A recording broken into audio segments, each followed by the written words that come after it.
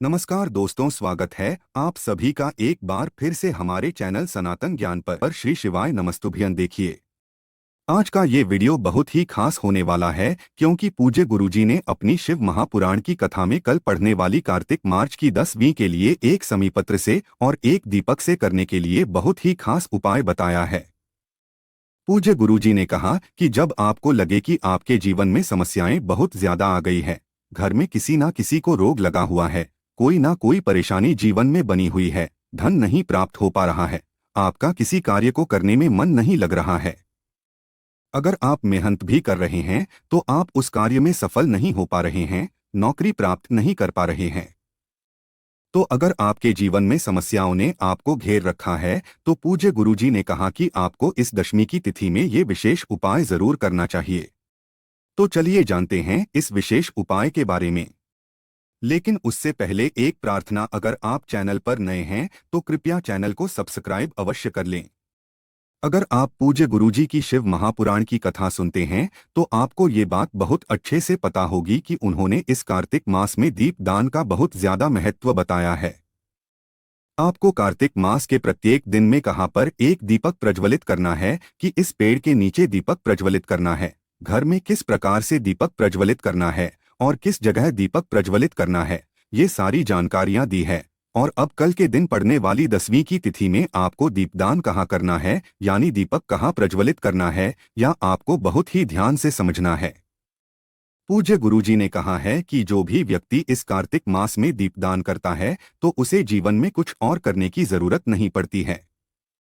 माता लक्ष्मी स्वयं उसके घर पर आकर अपना वास करती है, दुर्भाग्य का अंत करती है, दरिद्रता समाप्त करती है। चलिए जानते हैं पूज्य गुरुजी द्वारा बताए गए सबसे पहले और सबसे खास उपाय के बारे में। देखिए, इस उपाय के लिए आपको एक दीपक ले लेना है। दीपक आप मिट्टी का बिल ले सकते हैं और आप अपने घर पर शुद्ध आटा मारकर उसका भी दीपक तैयार कर सकते हैं।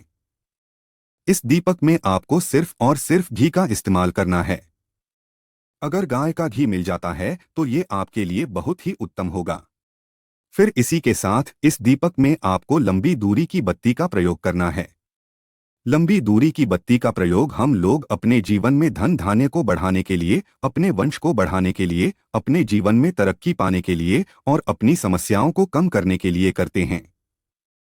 देखिए, अब आपका यही दीपक आपके जीवन के सारे संगठनों को समाप्त करेगा। इस दीपक को लेकर आप पहुंच जाएंगे किसी भी शमी पत्र के वृक्ष के नीचे। अगर आपके घर के आसपास समय पत्र का वृक्ष नहीं है तो फिर इससे आप अपने घर पर ही प्रज्वलित करेंगे। वो अभी आपको आगे बता दिया जाएगा कि घर पर आप कहां पर प्रज्वलित करेंगे, लेकिन पहले यहां पर जाने की आप शमी पत्र में कैसे इसको प्रज्वलित करेंगे। शाम के समय आप इस उपाय को करेंगे। शाम को जब सूर्यास्त हो जाए तो उसके बाद शमी पत्र के वृक्ष के नीचे पहुंच जाएं। ये आप देखिए, इस दीपक को वहीं शमी पत्र की जड़ के आसपास कहीं पर रख दीजिए और इस भक्ति का मुख, यानी इस दीपक में आपने जो लंबी रुई की बत्ती लगाई है उसका मुख आप उत्तर दिशा की तरफ कर दीजिए। फिर इस दीपक को प्रज्वलित कर दीजिए। दीपक को प्रज्वलित करने के बाद वहीं पर बैठकर समर्पित कर देना है। देखिए, आप जब शहद लगा लेंगे तो ये शमीपत्र शिवलिंग में किसी भी स्थान पर आप टच कराएंगे या रखेंगे तो वो उसी स्थान पर चिपक जाएगी। तो इन सभी शमी पत्र को आप शिवलिंग के चारों तरफ अलग अलग स्थानों में समर्पित करते जाएंगे और लगातार श्री शिवाय नमस्तुभ्यं या फिर ओम नम शिवाय, इन दोनों में से किसी भी एक मंत्र का स्मरण करते जाएंगे। फिर इसके बाद आप अपनी जिस भी मनोकामना के लिए ये उपाय कर रहे हैं, अगर धन प्राप्ति के लिए कर रहे हैं तो वो महादेव से पूर्ण करने के लिए बोल दीजिए, या फिर व्यापार के लिए कर रहे हैं, या फिर नौकरी के लिए कर रहे हैं, या फिर अपने संकटों को समाप्त करने के लिए कर रहे हैं, तो जो भी आपकी मनोकामना है वो महादेव से पूर्ण करने के लिए बोल दीजिए। फिर वापस अपने घर आ जाइए। पूज्य गुरुजी कहते हैं कि अगर आप दशमी की तिथि में इन समीपत्र से शिवलिंग का श्रृंगार कर देते हैं तो महादेव आपकी प्रार्थना को बहुत ही जल्द परिपूर्ण कर देते हैं। तो दोस्तों, ये उपाय आपको इस 10वीं में जरूर करना चाहिए। आप बात करते हैं गुरुजी द्वारा बताए गए सबसे आखिरी उपाय के बारे में। देखिए, इस उपाय को करने से होगा क्या, इस उपाय से आपके ज्ञान, बुद्धि, विवेक, इन सब में बढ़ोतरी तो होगी ही होगी और साथ ही साथ धन संपदा, वैभव, लक्ष्मी, मान सम्मान, इन सभी में भी वृद्धि होगी। आपके जीवन में अगर दुर्भाग्य चल रहा है, दरिद्रता आपका पीछा नहीं छोड़ रही है, तो ये उपाय आपके लिए सर्वश्रेष्ठ होने वाला है। इस उपाय के लिए आपको सिर्फ 5 हरे मूंग के दाने लेने हैं। 10वीं की तिथि है और ये बुधवार के दिन पड़ रही है, इसलिए आपको 5 हरे मूंग के दाने ले लेने हैं। हरे साबुत मूंग के दाने ही आपको लेने हैं और इसी के साथ आपको ले लेना है 1 लोटा जल। अब ये सारी सामग्री लेकर आपको पहुंच जाना है शिवालय। इस उपाय को भी आप सुबह करना चाहे तो सुबह कर लें और शाम को करना चाहे तो शाम को कर लें। शिवालय पहुंचने के बाद सबसे पहले आप 1 हरे मूंग के दाने को लेंगे और इसे नंदी महाराज का जो पैर उठा हुआ रहता है उसके पास से समर्पित कर देंगे और 11 बार ओम नमः शिवाय इस मंत्र का स्मरण कर लेंगे। फिर इसके बाद दूसरा हरे मूंग का दान आपको लेना है और शिवलिंग में जो श्री गणेश जी वाला स्थान होता है, शिवलिंग का जो दाहिना साइड होता है वो श्री गणेश जी का स्थान कहलाता है और यहीं पर आपको दूसरा हरे मूंग का दाना समर्पित कर देना है और 11 बार ओम नमः शिवाय या फिर श्री गणेशाय नमः इन दोनों में से किसी भी एक मंत्र का स्मरण कर लेना है। तीसरा हरे मूंग का गाना आपको माता अशोक सुंदरी वाला जो स्थान होता है वहां पर समर्पित कर देना है। शिवलिंग की जो जलाधारी होती है, जहां से जल बहकर नीचे आता है, उसी जलाधारी के बीच में कहीं कहीं पर सांप की आकृति बनी होती है, कहीं कहीं पर मोटी उठी हुई लाइन होती है, तो यही शिवलिंग के बीच में जो जलाधारी वाला स्थान होता है, इसी को माता अशोक सुंदरी का स्थान कहते हैं और यहीं पर आपको तीसरा हरे मूंग का दाना समर्पित कर देना है और श्री शिवाय नमस्तुभ्यं या फिर ओम नमः शिवाय इन दोनों में से किसी भी एक मंत्र का 11 बार स्मरण कर लेना है। अब आपके पास 2 हरे मूंग के दाने बच्चे हैं। आप ओम नमः शिवाय या फिर श्री शिवाय नमस्ते भ्रम इन दोनों में से किसी भी एक मंत्र का 108 बार इस स्मरण कर लीजिए। महादेव से प्रार्थना कर लीजिए, लक्ष्मी नारायण से प्रार्थना कर लीजिए कि ये मेरे नाथ मेरे जीवन में इस प्रकार की समस्या चल रही है, धन की समस्या चल रही है, दुर्भाग्य लगातार जीवन में बना हुआ है।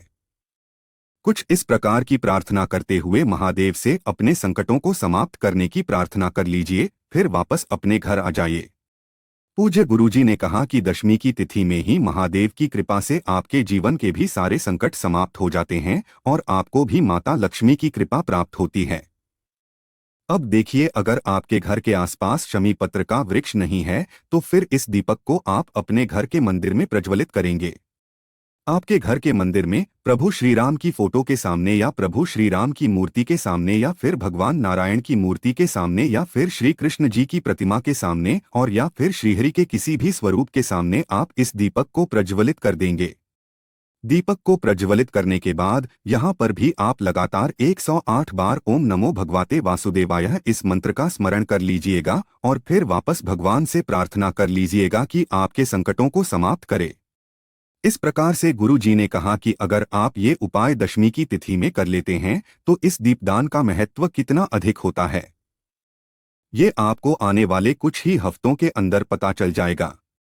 आप अपने जीवन में तरक्की को प्राप्त करेंगे और आपका दुर्भाग्य हमेशा के लिए समाप्त हो जाएगा।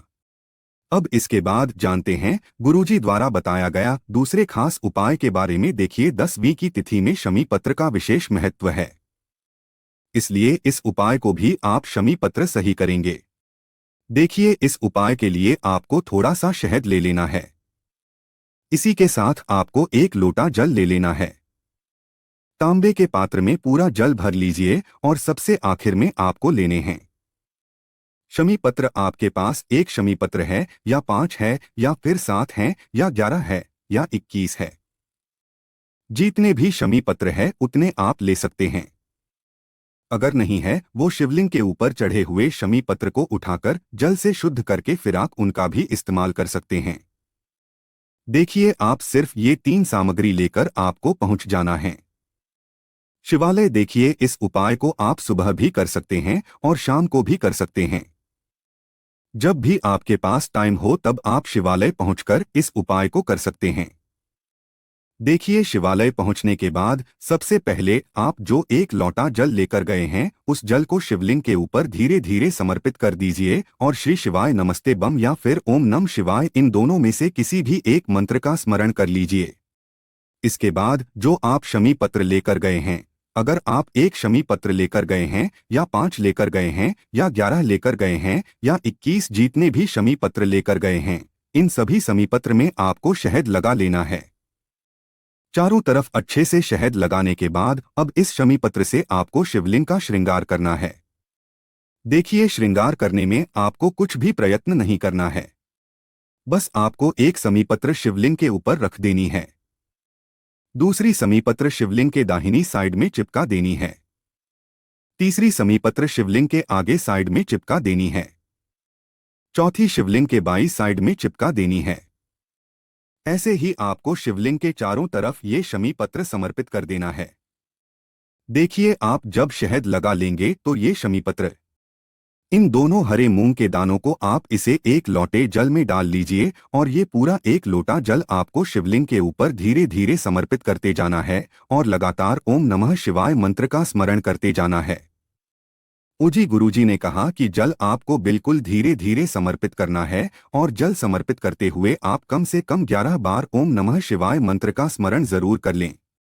फिर वही शिवलिंग के सामने बैठकर अगर आप अपने बच्चों के लिए ये उपाय कर रहे हैं, अपने बच्चों की बुद्धि ज्ञान विवेक के लिए ये उपाय कर रहे हैं, तो उसके लिए प्रार्थना कर लीजिए। या फिर आप अपने व्यापार के लिए, अपने धंधे को अच्छे से चलाने के लिए, उसमें बढ़ोतरी के लिए ये उपाय कर रहे हैं, या फिर अपनी नौकरी के लिए, अपने इंटरव्यू को क्वालिफाई करने के लिए अप्लाई कर रहे हैं, या फिर धन प्राप्ति के लिए ये उपाय कर रहे हैं, तो जिसके लिए भी आप ये उपाय कर रहे हैं उसको परिपूर्ण करने के लिए महादेव से प्रार्थना कर लीजिए और फिर वापस अपने घर आ जाइए। पूज्य गुरुजी ने कहा कि इस कार्तिक मास में पड़ने वाली दशमी की तिथि को आप यूं ही नहीं जाने देंगे। आपको इन तीनों में से कोई भी एक उपाय कर लेना है। अगर आप कोई भी एक उपाय कर लेते हैं तो यकीन मानिए आपके जीवन से कभी भी माता लक्ष्मी नहीं जाएंगी, दुर्भाग्य आपके जीवन में कभी भी नहीं आएगा और आपके जीवन में सुख, समृद्धि तथा वैभव की प्राप्ति होगी। दोस्तों, ये थे पूज्य गुरुजी द्वारा बताए गए 3 बहुत ही खास उपाय। अगर आपको जानकारी अच्छी लगी हो तो वीडियो लाइक करिएगा। मिलते हैं फिर एक नए वीडियो के साथ। श्री शिवाय नमस्ते भ्रमण।